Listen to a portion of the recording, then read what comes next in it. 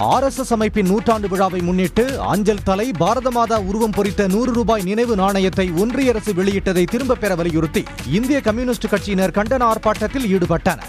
சென்னை அசோக் நகரில் உள்ள தபால் அலுவலகம் முன்பு இந்திய கம்யூனிஸ்ட் கட்சியின் தென்சென்னை மாவட்ட செயலாளர் சிவா தலைமையில் கருப்பு கொடி ஏந்தி RSS அமைப்பிற்கு எதிராக கண்டன முழக்கங்களை எழுப்பினர்.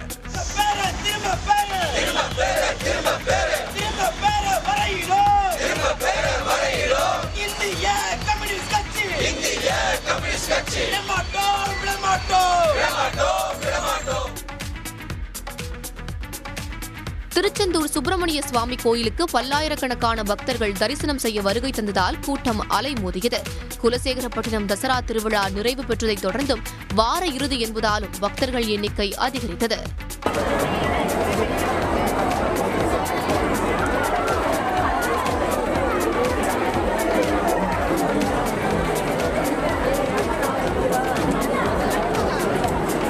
கோயிலில் நீண்ட வரிசையில் சுமார் 3 மணி நேரம் காத்திருந்து பக்தர்கள் சுவாமி தரிசனம் செய்கின்றனர்.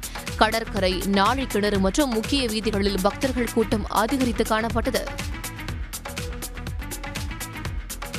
25 ஆண்டுகள் நாட்டிற்காக ராணுவத்தில் பணியாற்றி ஓய்வு பெற்ற ராணுவ வீரருக்கு தென்காசி மாவட்டம் ஆலங்குளத்தைச் சேர்ந்த ஊர் மக்கள் மேளதாளத்துடன் பட்டாசு வெடித்து உற்சாக வரவேற்பு அளித்தனர்.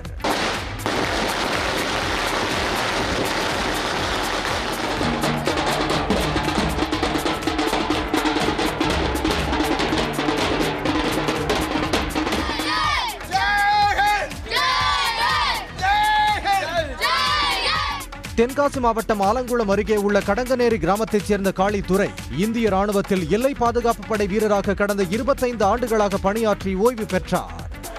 25 வருஷம் சர்வீஸ் பண்ணிவிட்டு எனக்கு என் ஊருக்காரங்க கடங்கநேரி மக்களும் அப்புறம் ஃப்ரெண்ட்ஸ் கிளப் நண்பர்களும் என் சொந்த பந்தங்கள் எல்லாரும் எனக்கு நல்ல வரவேற்பு கொடுத்தாங்க. என் ஊர் மக்களுக்கும் பொதுமக்களுக்கும் சார்பாக நன்றி தெரிவிச்சுக்கிட்டேன். சேலம் மாவட்டம் மகுடஞ்சாவடி அருகே 10 லட்சம் ரூபாய் மதிப்புள்ள காரை விற்பது போல் விற்று அதையே திருடிச் சென்ற 3 நபர்களை போலீசார் கைது செய்துள்ளனர். இந்த சம்பவத்தில் 3 பேரை கைது செய்த போலீசார் காரை பறிமுதல் செய்ததோடு நீதிமன்றத்தில் ஆஜர்படுத்தி சிறையில் அடைத்தனர். இந்த சம்பவம் அப்பகுதியில் பெரும் பரபரப்பை ஏற்படுத்தியுள்ளது. உடனுக்குடன் செய்திகளை தெரிந்து கொள்ள சன் நியூஸ் பெல் ஐகானை கிளிக் பண்ணுங்க.